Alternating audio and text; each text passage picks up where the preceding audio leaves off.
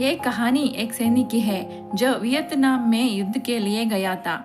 युद्ध समाप्त होने के बाद जब उसके घर लौटने की बारी आई तो उसने अपने माता पिता को सैन फ्रांसिस्को से फ़ोन किया। माँ और पिताजी, मैं घर आ रहा हूँ, लेकिन घर आने से पहले मुझे आपसे एक बात पूछनी है।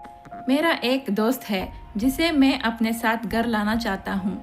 क्या मैं उसे ला सकता हूँ? बिल्कुल बेटा, ये भी कोई पूछने की बात है।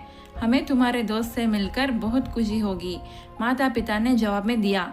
लेकिन पहले एक बात आप लोग जान ले, सैनिक बोलता गया। युद्ध में वह बुरी तरह घायल हो गया है।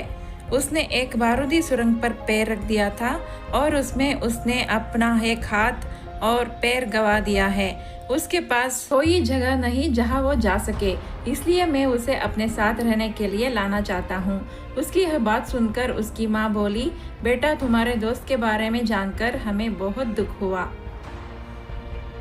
हो सकता है हम उसके रहने के लिए कोई जगह तलाश कर सके। नहीं माँ, मैं चाहता हूँ कि वो हमारे साथ रहे। लेकिन बेटा, अब पिता ने कहा, तुम समझ नहीं रहे हो कि तुम क्या चाह रहे हो।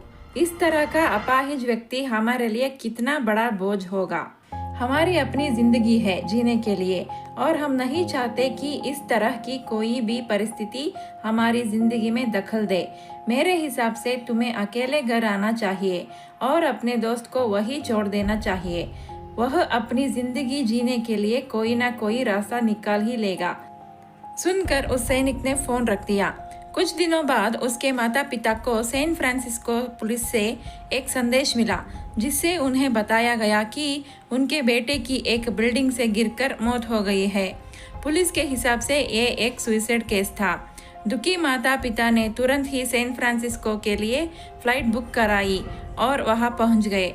वहां उन्हें शहर के मुर्दाघर ले जा गया ताकि वे अपने बेटे की पहचान कर सके। उसने उसकी पहचान कर ली, किंतु ये देखकर उनकी कपकपी टूट गई कि उनके बेटे का बस एक हाथ और एक पैर था। दोस्तों, इस कहानी में जो माता पिता है वे हमसे बहुत से लोगों की तरह है जो अपनी सुविधाओं के सबसे अधिक महत्व देते हैं।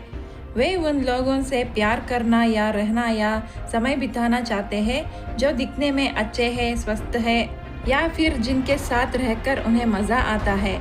वे ऐसे लोगों को पसंद नहीं करते जो देखने में स्वस्थ, सुंदर या स्मार्ट नहीं है, या जिनके साथ वे मजा नहीं कर पाते, या जो किसी भी रूप में उनके लिए असुविधाजनक है। वे ऐसे लोगों से दूरी बनाकर रखते हैं। लेकिन कभी कभी उनके इसी व्यवहार के कारण उनके सामने ऐसी परिस्थितियां उत्पन्न हो जाती है जब उन्हें पछताना पड़ता है। आइए, लोगों को वे जैसे हैं वैसे ही अपनाएं और जरूरत पड़ने पर उनकी मदद करें।